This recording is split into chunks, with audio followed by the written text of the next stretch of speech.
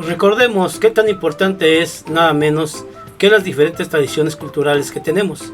Y dentro de las diferentes tradiciones que tenemos en nuestro país, a través de lo que las diferentes culturas que se establecieron en ella a través de los tiempos y que aún todavía subsisten en pequeños aún grupos y aún permanecen muchas situaciones lingüísticas de las que hemos hablado. Este día hablaremos nada menos que de un aspecto muy importante que se refiere a la tradición oral y hablaremos principalmente de la poesía. México, recordemos que es un país multicultural, es decir, en que se mezcla gran cantidad de culturas y por supuesto de lenguas, muchas de ellas en riesgo de desaparecer, ya que debido a las diferentes causas diversas tiene cada día un menor número de hablantes en nuestro país. Sin embargo, es importante dar a conocer lo que se refiere a ellas, pues son parte de lo que nos han legado, así como la arqueología, la pintura, la escultura, en la situación de la lingüística o lo que vamos a conocer como tradición oral. Nuestros antepasados nos legaron aspectos muy importantes de su vida social. Y muchas veces es la forma que nosotros convivimos. Las lenguas indígenas pertenecen a los grupos lingüísticos muy amplios y se hablan en América desde hace mucho tiempo. Su influencia y la construcción nada menos de nuestro español que se habla en el continente es pero muy importante. Al lado que todavía tenemos palabras que tienen raíces de estas lenguas y las pronunciamos en nuestro español. Según datos del Instituto Nacional de Lengua Indígena, en México existen 11 familias de lenguas indígenas, 68 lenguas indígenas y 364 variantes de estas mismas. Por ejemplo, la familia yuto-azteca pertenece además del náhuatl, el pápago, el yaqui, el tarahumara, el pima, el mayo, el tepehuán, el cora y el huichol. Así que, ¿conoces tal vez alguna lengua indígena?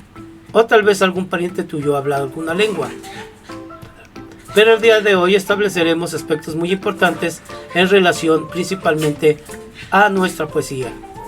Les había comentado que había palabras que actualmente todavía utilizamos y que vienen nada menos de nuestras lenguas indígenas, como aguacate, mecate, chile, itacate, escuincle, pipiolo, xilófono, ahuehuete, chocolate y chicle, dentro de muchas más.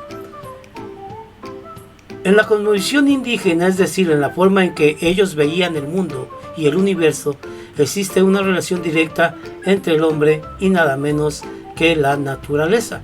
Y eso se refleja nada menos también en la poesía. Por ejemplo, en la literatura náhuatl, que es una de las más conocidas de los pueblos de México antiguo, se hace referencia a lo sagrado y en las ideas sobre la vida, la naturaleza, así como el nombre de animales, plantas, montañas, a las cuales como parte de su naturaleza se ofrece respeto y nada menos que veneración. Y hablaremos el día de hoy de un poeta muy importante, que no solamente fue poeta, sino también arquitecto e ingeniero en aquella época.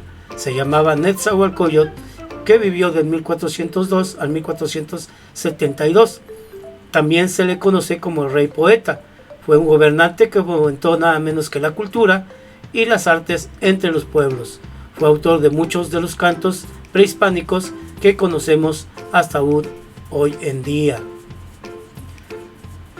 Y ahí podemos ver en náhuatl un poema nada menos que de Netzahualcóyotl. Y a lo mejor tú lo conoces, que dice: amo el canto del cenzontle, pájaro de 400,000 voces, amo el color del jade y el enervante perfume de las flores, pero amo más a mi hermano, el hombre. Este poeta, Netzahualcóyotl, fue muy importante en aquella época, al grado que los billetes de 100 pesos tienen su imagen. Y dentro del mismo billete de 100 pesos podemos ver este poema que acabo de mencionar. Otro poema más que dice: al fin lo siente mi corazón, oigo un canto, veo una flor que jamás se marchite en la tierra. Otro poema nada menos que de Nezahualcóyotl.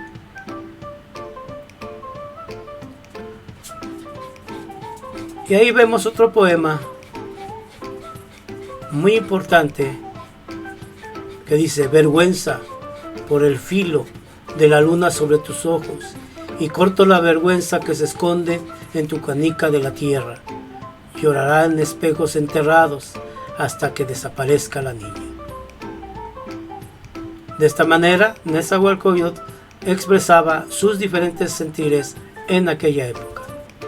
De esta manera entonces podemos ver qué tan importante era la poesía para aquella época. No solamente podemos ver que había poesía en la lengua náhuatl, también en las diferentes culturas como la zapoteca, la mixteca, la totonaca, y en las diferentes culturas también la poesía fue muy importante en aquella época.